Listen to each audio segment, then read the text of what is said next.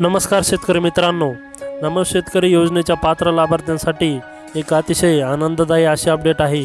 नमो शेतकरी योजनेचा दुसरा हप्ता आता लवकरच वितरित होणार आहे व या संदर्भातील एक GR शासनाने निर्गमित केला आहे।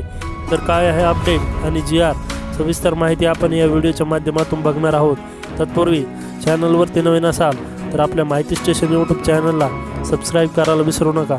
आपण इथं बघू शकता महासंवाद राज्य शासनाची ऑफिशियल साईट, त्यामध्ये नमो शेतकरी महासन्मान योजनेच्या दुसऱ्या हप्त्यापोटी 1792 कोटी निधी वितरणास मान्यता। कृषी मंत्री धनंजय मुंडे राज्यातील सुमारे 90 लाख शेतकऱ्यांच्या खात्यावर लवकरच होणार प्रत्येकी 2000 रुपये जमा।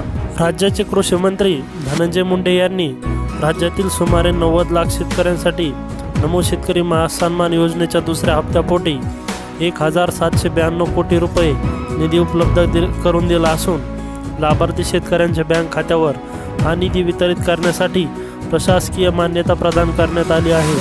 या संदर्भातील शासन निर्णय आज निर्गमित करण्यात आला आहे। या योजनेच्या दुसऱ्या हप्त्याद्वारे राज्यातील सुमारे 90 लाख शेतकऱ्यांच्या बँक खात्यावर थेट प्रत्येकी 2000 रुपये याप्रमाणे रक्कम जमा करण्यात येईल। ही रक्कम फेब्रुवारी महिन्याच्या अखेरपर्यंत जमा करण्यात येणार असल्याची माहिती श्री मुंडे यांनी दिली आहे। राज्य सरकारने केंद्र सरकारच्या PM किसान योजनेचा आदर्श घेऊन महाराष्ट्र राज्यात नमो शेतकरी महासन्मान योजना सुरू केली। या अंतर्गत प्रत्येक वर्षात PM किसानच्या सोबतीला नमो शेतकरी महासन्मान योजनेतून देखील लाभार्थी शेतकऱ्यांना प्रतिवर्ष 6000 याप्रमाणे रक्कम या योजनेतून देण्यात येत आहे। एप्रिल ते जुलै 2023 या पहिल्या हप्त्यामध्ये 1720 कोटी रुपये निधीचे राज्यातील सुमारे 86 लाख शेतकऱ्यांच्या खात्यावर थेट वितरण करण्यात आले होते।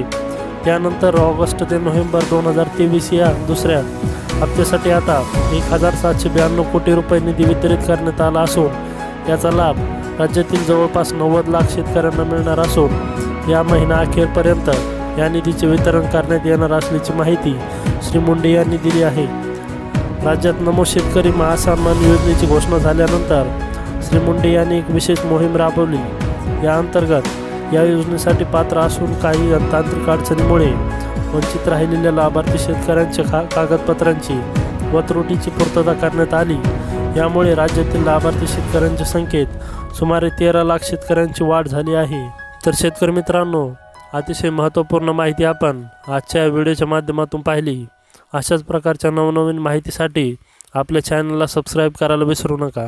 धन्यवाद।